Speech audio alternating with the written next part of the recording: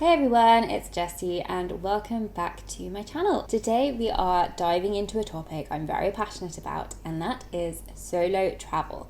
Specifically, I'm going to be busting some common solo travel myths that might be holding you back. So whether you're thinking about your first solo trip or just want to shake off some misconceptions, this video is for you. Okay, let's start with one of the biggest myths out there, that solo travel is just for single people.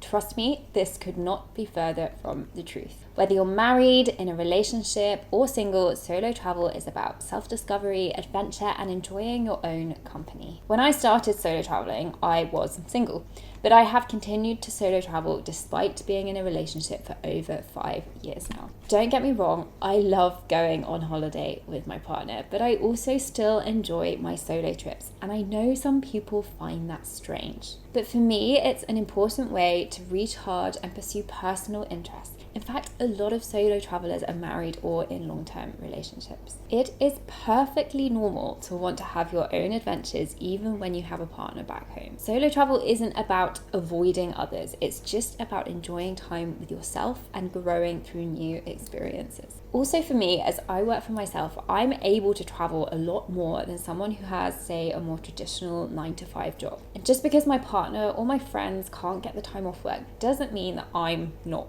going to travel. Okay, myth number 2, solo travel is dangerous.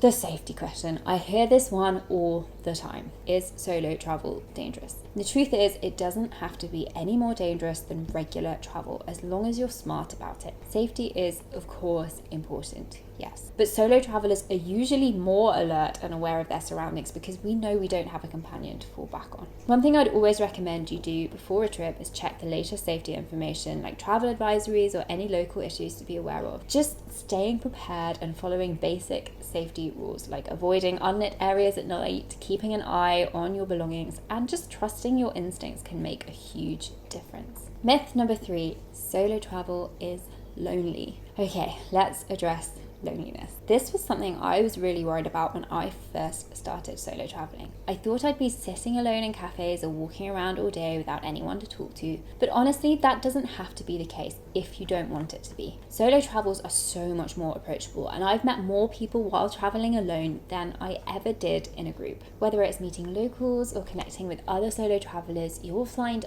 plenty of opportunities to be social if you want to be. And if you enjoy some alone time, that's great too. Solo travel is the perfect balance. You get to choose when you want company and when you want some quiet reflection. Personally, for me, I'm actually really good on my own, perhaps worryingly good on my own. Possibly because I'm an only child and I'm also a bit of an introvert. So I tend to stick with my own company when I travel, and that's totally fine. Equally, if you want to use solo travel as an opportunity to meet new people, then that's great too.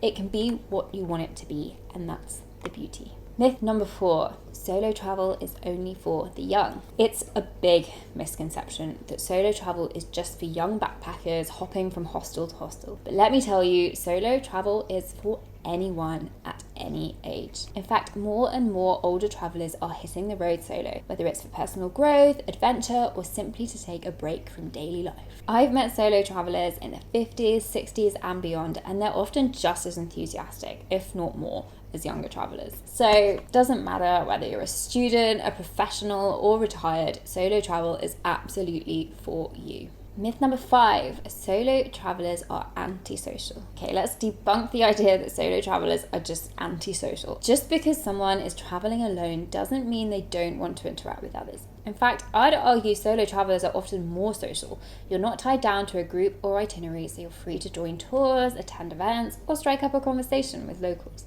One of my favourite solo travel memories is a group dinner in Greece where I met solo travellers from all over the world. We shared stories, we laughed, we had such a great time. So whether you're introverted or extroverted, there are plenty of ways to be social on a solo trip if you want to be. Myth number 6, solo travel is expensive. Okay, so It's true that some things can be more expensive when you're traveling alone, like hotels that charge per room rather than per person. But solo travel doesn't have to break the bank. There are so many ways to make it affordable. Many hotels and even some tours now offer deals for solo travelers, and you have total control over your budget. So you can decide where to splurge and where to save. Plus, with flexibility on dates and destinations, you can often find cheaper flights and accommodations because you're not tied down to satisfying a larger group. It's all about smart planning. Myth number 7, solo travel is only for extroverts. As an introvert myself, this myth really makes me laugh. Solo travel is not just for outgoing people. In fact, it can be the perfect travel style for introverts who need time to recharge and enjoy their own company, like me.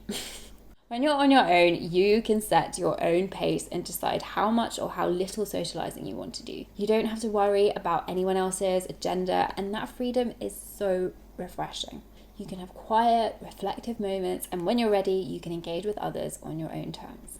Myth number 8, dining solo is awkward. So dining alone can definitely feel intimidating at first, but once you get used to it, it's actually one of the best parts of solo travel. You get to eat wherever you want, whenever you want, and there's something so liberating about that. If you're nervous, start by opting for bar seating. In fact, I still do that now. I love sitting at the bar if that option is available when I'm dining solo. Or also outdoor cafes where it feels more casual. You can also bring a book, a journal, or simply people watch. The more you do it, the more at ease you'll feel. Also, I don't know about you, but I get terrible indigestion when I'm nattering away to someone while eating.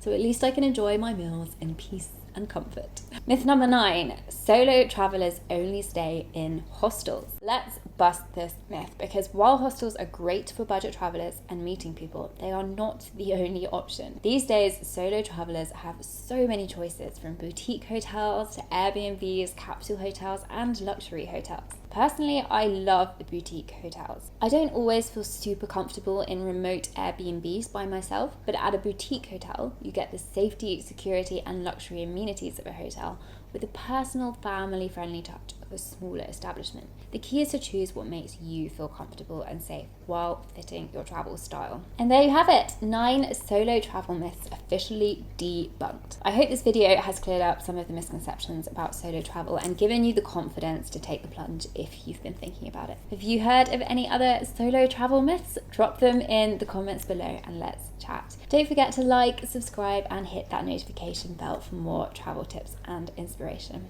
Safe travels!